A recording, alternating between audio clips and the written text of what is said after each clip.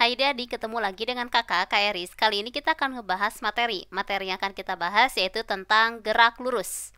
Oke, kita mulai dari gerak lurus ya. Di sini ini masuk ke bab tentang kinematika gitu ya. Jadi di sini gerak lurus.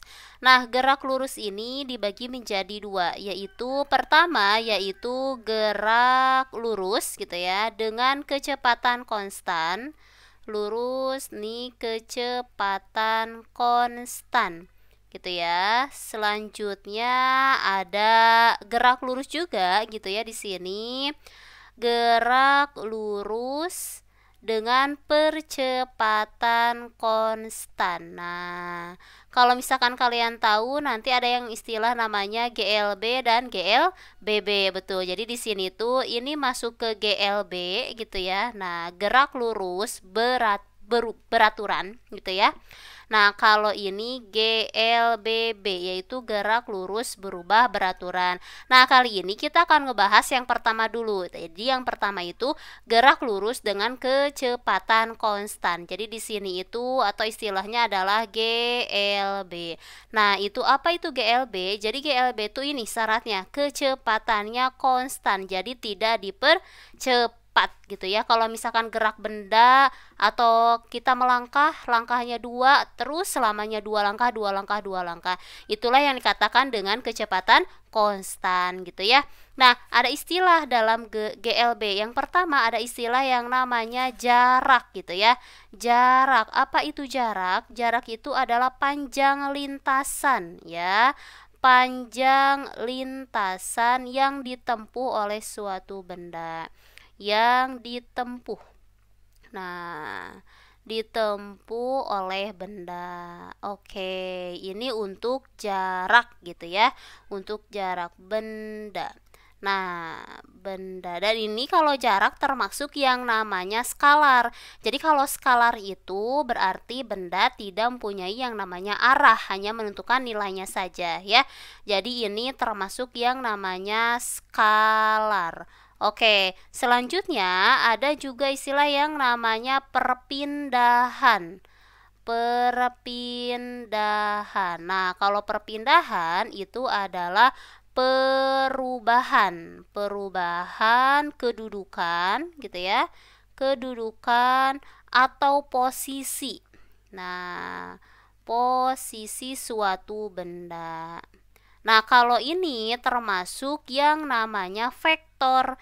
Jadi kalau perpindahan itu hanya termasuk yang vektor, artinya dia itu ada nilai dan ada arahnya juga. Contohnya gini ya, kalau misalkan kakak contohin, misalkan ini ada orang bergerak ke kanan gitu ya, sejauh yang namanya 300 meter, selanjutnya bergerak ke atas itu sejauh 400 meter. Nah, yang ditanyain adalah berapa jaraknya? Berarti jarak itu kan tadi panjang lintasannya. Berarti S-nya itu, S itu jarak ya, berarti di sini adalah 700 meter.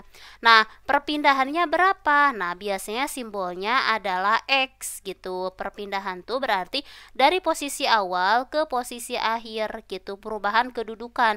Kedudukan awalnya kan di sini, kedudukan akhirnya di sini. Berarti tinggal ditarik, itu namanya adalah X.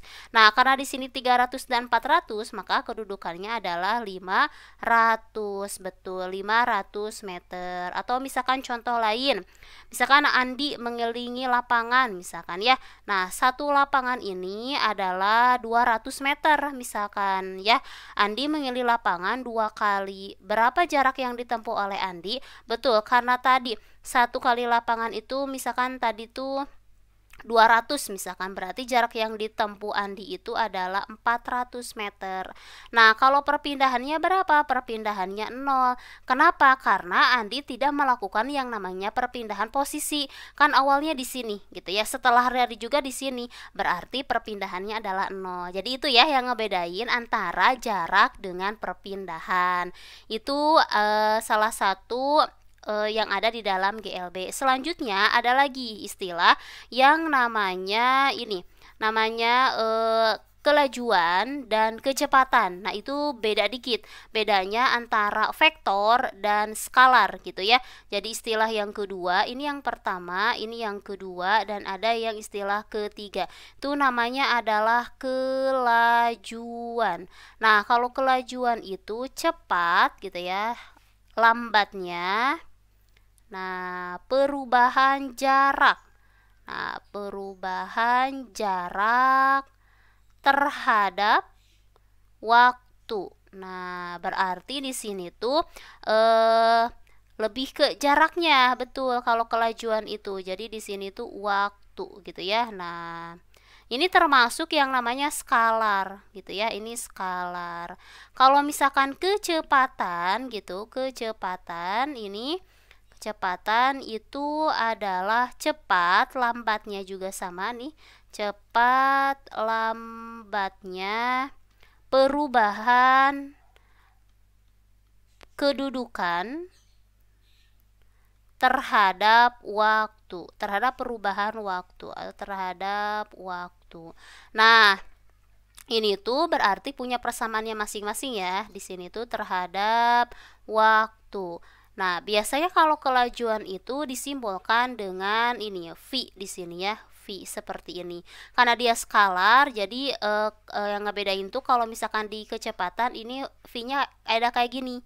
Nah, itu namanya adalah kecepatan. Biasanya anak punya arah gitu ya. Berarti di sini V atau kelajuan itu adalah S per T.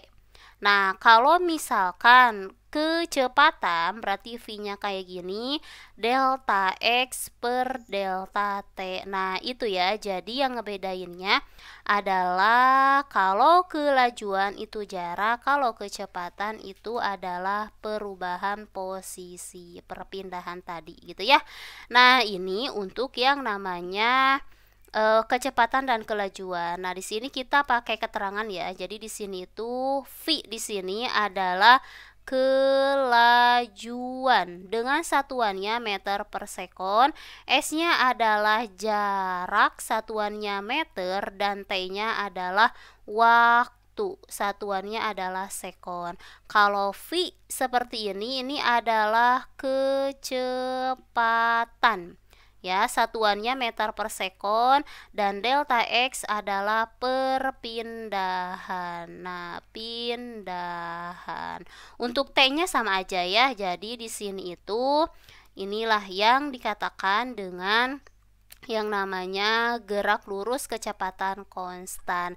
Nah, berarti masih ingat ya, gerak lurus kecepatan konstan itu berarti bendanya bergerak dengan kecepatan konstan. Nah, ada lagi satu untuk grafiknya, biasanya sering keluar juga di SBMPTN. Jadi di sini kakak akan menjelaskan yang namanya grafik. Grafik hubungan antara jarak terhadap waktu dengan kecepatan terhadap waktu. Oke, jadi di sini itu nah kita gambar grafiknya ada dua ya di sini. Nah, seperti ini. Ini grafiknya harus diperhatikan S terhadap T dan grafiknya adalah V terhadap T. Kalau misalkan gini, semakin panjang jarak yang ditempuh oleh suatu benda, berarti waktu yang dibutuhkannya akan semakin besar, otomatis grafiknya seperti ini. Nah, ya. Jadi kalau T-nya besar, S-nya juga bakal besar. Kalau T-nya kecil, S-nya juga bakal kecil. Nah, tapi di sini kecepatannya atau kelajuannya itu adalah konstan, berarti grafiknya nih. Di setiap detik keberapa pun kecepatannya tetap segitu, jadi tidak dipercepat gitu ya. Nah, itu untuk grafik S terhadap T dan V terhadap T. Nah, ini biasanya keluar di SBMPTN. Untuk konsepnya kalian harus perkuat lagi ya. Sekian pembahasan dari kakak, ingat belajar saja tidak cukup. Sampai bertemu di pertemuan selanjutnya, tetap semangat ya.